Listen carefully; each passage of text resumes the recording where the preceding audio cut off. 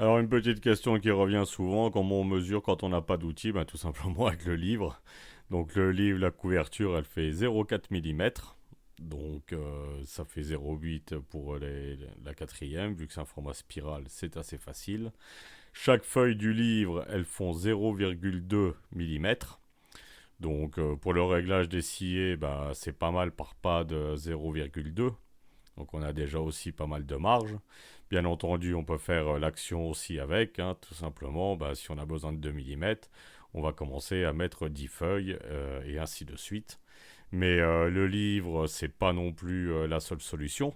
Vous avez aussi des cordes. Donc je rappelle qu'un pouce, ça fait 25,4 mm. Donc tout simplement, bah, si vous prenez ce qu'on dit souvent une corde tirant 10, ça fait à peu près 0,25 mm.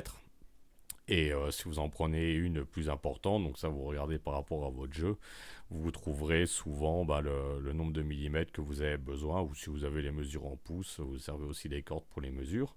Alors à part les cordes, qu'est-ce qu'on peut trouver d'autre? Eh ben, on peut aussi trouver tout simplement des médiators. Donc c'est marqué dessus, 0,8, 1 mm. Bon, plus souvent ça va être en métrique.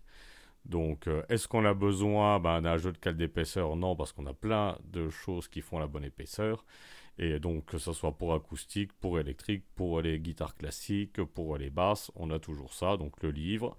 Et on n'oublie pas bien entendu de tout noter dans les carnets d'entretien qui sont disponibles sur Amazon. Les liens sont en description. N'oubliez pas de noter vos interventions.